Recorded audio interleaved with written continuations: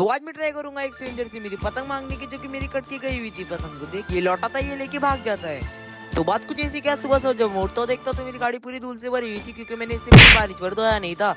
Kaif water चाबी लेके नहीं जाए तो गाड़ी धोने के लिए, एंड ये मेरे बस की बात तो नहीं थी, तो मैं कैफ को भी लेके आता हूँ सीधा सर्विस सेंटर पे। सर्विस सेंटर पे लाने के बाद इसको फटाफट से डबल स्टैंड पे लगा देता हूँ, एंड लगाने के बाद अंकल फटाफट से इसको धो देते हैं। एंड धोने के बाद हमारी ये चमक रही थी, एंड इसको चमकाने के बाद अब बारी थी पतंग उड़ाने की। एंड पतंग उड़ाने के लिए आयन एंड कैफ को लेके आते सीधा पतंग वाले की दुकान पे। एंड फिर के अंदर मांझा भराना तो बनता ही है, क्योंकि खाली फिर की पतंग उड़ाने का कोई मजा ही नहीं है। तो फटाफट से कायन भाई हमारी पतंग के अंदर मांझा भरा देते हैं। एंड अब इतनी मोड़ते हैं पतंग की, अब तोड़ने की बाकी थी, तो फटाफट से पतंग उड़ तो जाती है हमारी। लेकिन उड़ने के बाद इतनी उड़ जाती है क्या ये दिख रही भी नहीं थी। तो अंधेरा तो हो ही गया था, एंड अंधेरा होने के बाद हमारी पतंग कट के चली गई थी। तो हमारे पास पतंग की कमी नहीं थी, तो पतंग को ले एक दो बार तीन बार उड़ाने के बाद हमारी पतंग उड़ रही नहीं थी, क्योंकि अब जो हवा का जो तापमान था वो उतर गया था।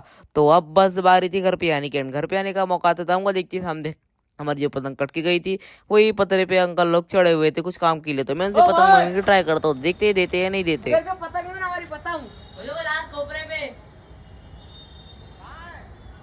अंकल लोग हमारे आवाज तो फाइनली सुन लेते हैं, एंड अंकल हमारे को पतंग हमारे उठा के दिखाते कि ये पतंग है। एंड कंफर्म करने के बाद अंकल सीधा पतंग बोलते हैं ऊपर से फेंकता हूँ, तो ऊपर नीचे आके लेके आ।